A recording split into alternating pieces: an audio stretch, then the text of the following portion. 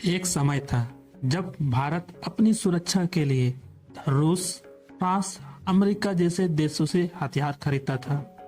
लेकिन आज पिछले हालात से काफी बदल चुके हैं। दूसरे देश भारत के जो सबसे खतरनाक मिसाइलें हैं वो खरीदने के लिए हजारों करोड़ों रुपया खर्च देने के लिए तैयार है। आखिर ये ब्रह्मास्त्र मिसाइल में ऐसा क्या खास है जिससे वियतनाम इसे खरीद रहा है, और आखिर ये क्यों खरीद रहा है, और क्या इस डील का संबंध चीन का बढ़ती ताकत से भी है? आइए आसान भाषा में सब कुछ हम लोग समझते हैं कि आखिर ये पूरा मामला है क्या। अभी हाल ही में ये एक रिपोर्ट निकल के आता है जहां वियतनाम ने लाखों करोड़ों रुपया देने के लिए तैयार है मिसाइल खरीदने के लिए। इस तरीके का जब न्यूज पूरा निकल करके आती है तो भारत ने वियतनाम को ब्रह्मास्त्र मिसाइल बेचने के लिए रक्षा समझौता पर आधिकारिक हस्ताक्षर भी कर दिया है, और यह भारत के लिए एक बड़ी उपलब्धि भी मानी जा रही है। आखिर ये समझौता किसके साथ हुआ ये भी चलिए डिस्कस करते हैं। भारत के वियतनाम के साथ ये ब्रह्मास्त्र मिसाइल सप्लाई करने का समझौता किया है। वैसे समझौते पर दोनों देशों ने अपने अपने सिग्नेचर कर दिए हैं। एक तरफ जहां पे ये वियतनाम खरीद रहा है इस तरीके की मिसाइल, वहीं दूसरी तरफ इंडोनेशिया ने भी बोला कि हमें भी चाहिए, लेकिन अभी उसके साथ किसी तरीके का कोई डील तो नहीं हुआ है। हालांकि दोनों देशों के बीच में बातचीत चल रहा है और अभी लास्ट प्रोग्रेस में है कि या खरीदना चाहिए या नहीं खरीदना चाहिए। उम्मीद है कि जल्दी इसका समझौता भी पूरी तरह से डन हो जाएगी। भारत केवल उन देशों को इस तरीके की मिसाइल देना चाहता है जिसके साथ उन पर पूरा भरोसा होता है। ऐसे देशों के साथ सुरक्षा और रक्षा सहयोग बढ़ाया जाता है। यदि किसी तरीके का भाई मतभेद चल रहा हो तो उसके साथ देने ही बेकार है। जहां पर मित्रता होती है उसी को ये देना मानते हैं। लेकिन वियतनाम के साथ यह डील लगभग 58 से लेकर 6000 करोड़ रुपए की मानी जा रही है। इस रकम में मिसाइल के अलावा जो ट्रेनिंग होती है, लॉजिस्टिक्स, स्पोर्ट्स भी शामिल हैं। वैसे ये कौन कौन से मिसाइलें बेची जा रही है अब ये थोड़ा सा समझते हैं। ब्रह्मास्त्र सुपर सैनिक क्रूज मिसाइल बेच रहा है। यह भारत के लिए काफी ज्यादा इम्पोर्टेंट मिसाइल में से एक मानी जाती है। वैसे यह समझौता इसलिए किया गया, भारत और आसियान देशों के बीच अभी देख रहे हो सुरक्षा सहयोग बढ़ाने के लिए जरूरी है। समुद्री मार्गों यानी रास्तों में आप देख रहे हो कि सुरक्षा बनाने के लिए भी किया जा रहा है। भरोसेमंद रक्षा आपूर्ति श्रृंखला तैयार करने के लिए भी किया जा रहा है। आधुनिक रक्षा जो भी है साझा करने के लिए किया जा रहा है। मित्र देशों के साथ संबंध मजबूत करने के लिए किया जा रहा है, इसलिए यह समझौता किया जा रहा है। वैसे तो इससे पहले 2022 में भी ओलंपिक्स को भारत ने अपना एक इस तरीके का मिसाइल को बेच चुका है। यह भारत का पहली ब्रह्मास्त्र निर्यात डील थी जहां पर ये 2022 में इसे बेचा गया। लेकिन इंडोनेशिया के साथ अभी जो ब्रह्मास्त्र करना चाहता है उसने भारत के साथ काफी बातचीत चल ही रही है। वैसे तो पहले जहां भारत लगातार अपने रक्षा उत्पादन को बढ़ा रहा है, साथ ही हथियारों को निर्यात पर भी ये ध्यान दे रहा है।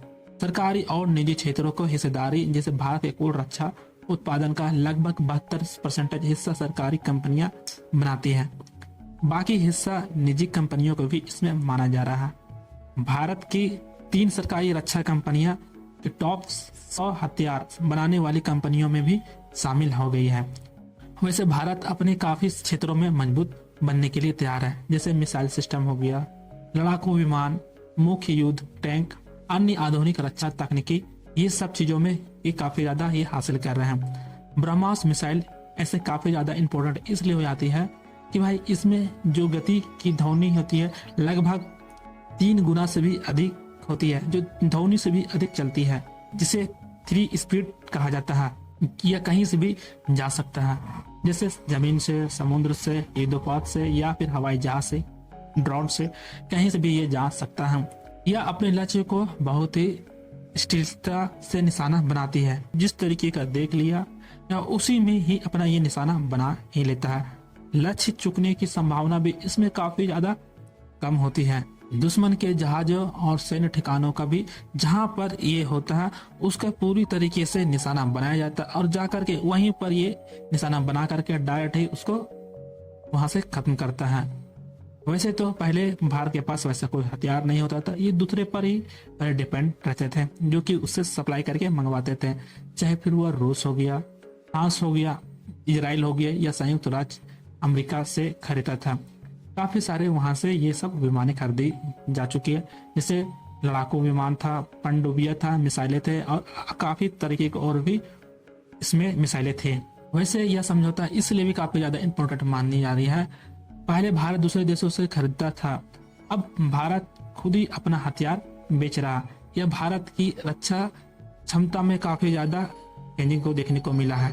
भारत अब केवल खरीदार ही नहीं बल्कि दूसरे देशों को अब दे भी सकता है। इससे दुनिया में अब उसकी अलग पहचान धीरे धीरे बन सकती है। लेकिन वहीं चीन की तरफ से भी एक बात बोली जाती है कि दक्षिण चीन सागर जो चीन का काफी ज्यादा अभी प्रभाव पड़ रहा है, ऐसे में वियतनाम देशों को ब्रह्मास्त्र बेचना भारत के लिए रणनीतिक रूप से काफी ज्यादा इम्पोर्टेंट माना जा रहा है। वहीं भारत चाहता है दक्षिण पूर्व एशिया में अपनी मौजूदगी को बढ़ाना, मित्र देशों को सुरक्षा संबंध को काफी अच्छे से मजबूत करना, क्षेत्र संतुलन को बनाए रखना। इस डील पर भारत पर काफी ज्यादा पूरे इलाकों में असर को देखने को तो मिलेगा ही, जो विश्वास इससे काफी ज्यादा और भी मजबूत बनेगी। इससे पहले आपने जानते थे कि भाई गलवान विवाद भी काफी ज्यादा इससे जुड़े हुए हैं, जहां गलवान घाटी संघर्ष के बाद भारत और चीन के संबंध में काफी ज्यादा तनाव तो बढ़ गया था। ऐसे समय में दक्षिण चीन सागर के देशों को मिसाइल बेचना भारत के राजनीति के लिए रूप से काफी ज्यादा इम्पोर्टेंट माना जा रहा है। इससे भारत अपने क्षेत्रीय हितों को मजबूत कर सकता है।